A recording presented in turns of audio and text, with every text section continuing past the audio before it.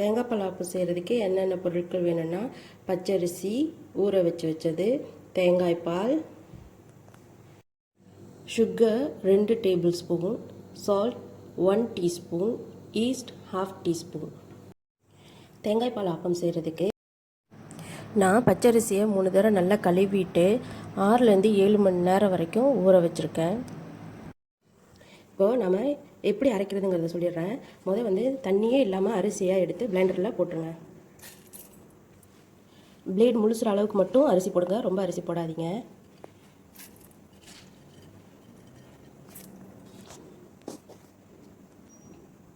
அப்புறம் தேங்காய் பால் கொஞ்சம் சேர்த்துக்குங்க. நீங்கள் பிளெண்டரில் போட்டுட்டு லேசாக சாய்ச்சிங்கன்னா இங்கே தெரியும் பாருங்கள், இந்த அளவு இருந்தால் போதும் தேங்காய் பால். நம்ம வேணால் அரைச்சிட்டு அப்படி பத்தலைன்னா கொஞ்சம் கொஞ்சமாக சேர்த்துக்கலாம்.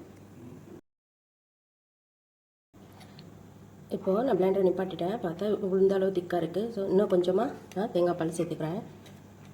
நம்ம தோசைக்கெலாம் அரைப்போம் பார்த்தீங்களா, அந்த அளவுக்கு வர அளவுக்கு நீங்கள் தேங்காய் பால் சேர்த்துக்கலாம். நான் அளவு எல்லாமே டிஸ்கிரிப்ஷனில் கொடுக்குறேன், செக் பண்ணிக்கோங்க. நைஸாக அரைச்சிருங்க. இந்த மாதிரி காலையில் ரொம்ப உங்களுக்கு திக்காக இருந்துச்சுன்னா தண்ணி லேசாக விட்டு நம்ம கரைச்சிக்கலாம். காலையில் நம்ம மாவு அரைச்சாச்சு பாருங்கள், கொஞ்சம் நல்லா கரைச்சிட்றேன். பெரிய பாத்திரத்துலேயே நீங்கள் மாவு அரைச்சி வச்சுக்கோங்க, ஏன்னா ஈஸ்ட் போட்டால் ரொம்ப பொங்கும். பாருங்கள், இது என்ன கன்சிஸ்டன்சியில் இருக்கணும்னா பார்த்தீங்கன்னா இந்த மாதிரி இருக்கணும், இந்த கன்சிஸ்டன்சியில் இருக்கணும். அப்படி உங்களுக்கு காலையில் பார்த்தீங்கன்னா இல்லை நீங்கள் செய்கிறப்போ ரொம்ப திக்காக இருந்துச்சுன்னா லேசாக தண்ணி ஊற்றி நம்ம கரைச்சிக்கலாம். ரொம்ப தண்ணியாக இருக்கக்கூடாது. ஆனால் இப்போ நம்ம எல்லாத்தையுமே சேர்த்துக்குவோம். 2 டேபிள் ஸ்பூன் சுகர்,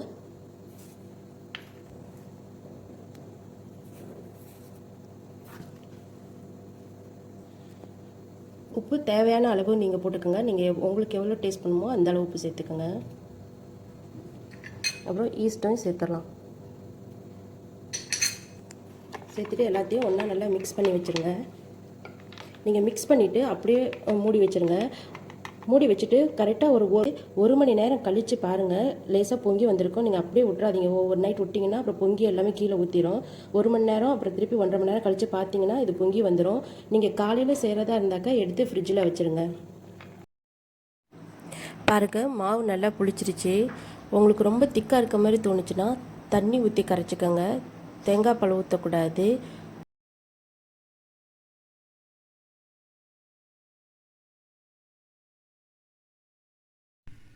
நீங்கள் காலையில் ஆப்பம் செய்ய போகிறீங்கன்னா முதல் நாள் ராத்திரியே நல்லா ஆப்பச்சட்டியை கழுவி எண்ணெய் போட்டு வச்சுருங்க.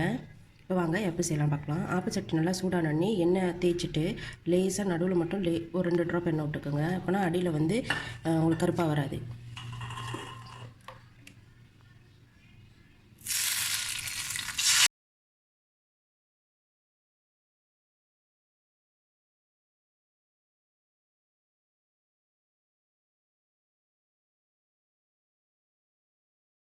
சுற்றி விட்டுட்டு நடுவில் மட்டும் கொஞ்சம் போல் அப்படியே தண்ணி மாதிரி நிற்கணும்.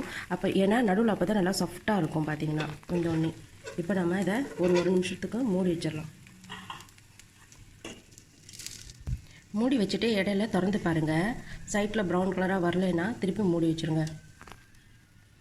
நம்ம தேங்காய் பால் ஆப்பம் ஊற்றும்போது நெருப்பு சிம்மில் தான் இருக்கணும். ஊற்றி முடித்து மூடி வச்சோன்னே தான் லேசாக நீங்கள் மீடியம் ஃப்ளேமுக்கு வைக்கணும். இந்த மாதிரி அனல்லே வேகட்டும். அதேமாதிரி தேங்காய் பால் ஆப்பத்தை திருப்பி வெந்தோன்னு எடுக்கிறப்போ நீங்கள் சிம்மில் வைக்கணும். ஆப்பம் எடுக்கிறப்ப திருப்பியும் நீங்கள் சிம்மில் வைக்கணும். அதே மாதிரி நெருப்பை மாறி மாறி வச்சிங்கன்னா உங்களுக்கு கரெக்டாக வரும்.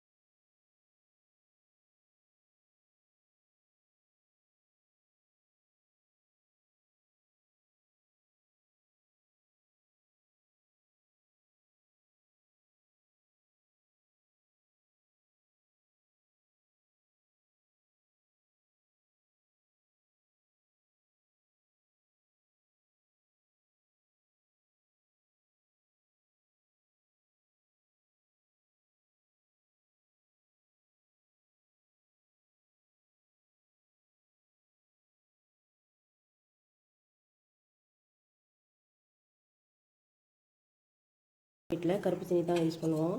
பாருங்கள், இந்த மாதிரி தேங்காய் பால் எடுத்து கருப்பு சீனியை கரைச்சி சாப்பிட்டு பாருங்கள், ரொம்ப நல்லாயிருக்கும். வெள்ளை சீனி கூட திகட்டும், ஆனால் கருப்பு சீனி ரொம்ப நல்லாயிருக்கும். ட்ரை பண்ணி பாருங்கள் எப்படி இருக்குன்னு.